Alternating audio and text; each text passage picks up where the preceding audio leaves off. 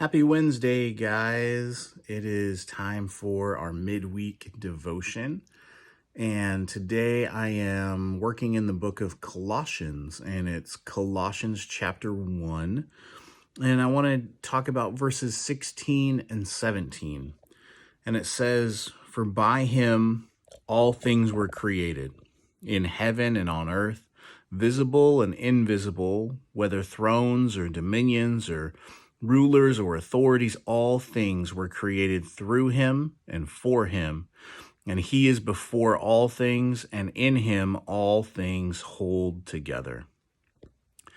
And I just wanted to talk about that for a minute because we're in such a uncertain time where we just don't know what's going to happen next, whether it's the kids at school not knowing if they're gonna be able to stay at school, or us at church wondering, are we going to be able to gather, or what happens if someone in my family were to get sick. What would that mean for all of us? How would we need to act or to react, and what as a community can we do to support each other, and how do we stay in bounds for that? There's so many questions and not very many answers. And I just wanted to stop and meditate on this for a minute to say, God's still in control.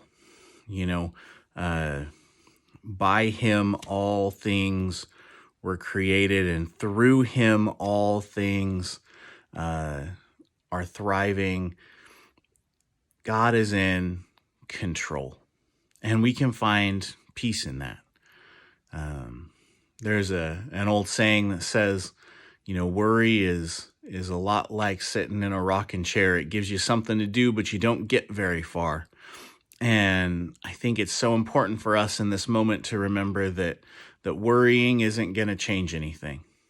We can ask a whole lot of what if questions, but we need to be more concerned with the things that are actually happening right now, the things we know are happening, the things that we can see and feel and need to address in this moment, instead of things that we may have to address later that we don't even know if that's real.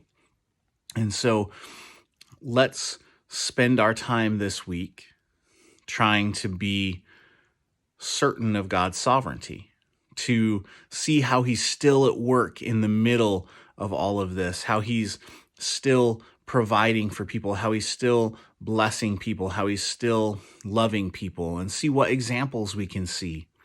How we can see neighbors reaching out to neighbors that we've never seen before, and people that are in need receiving help they've never received before, and how communities are starting to gather up and take care of each other where everyone else in the past just went in their homes and never said hi to their neighbor. Now there's community building. And let's just spend our week seeing where God is in the middle of this, because he's still here and he's still in control. Blessings, friends.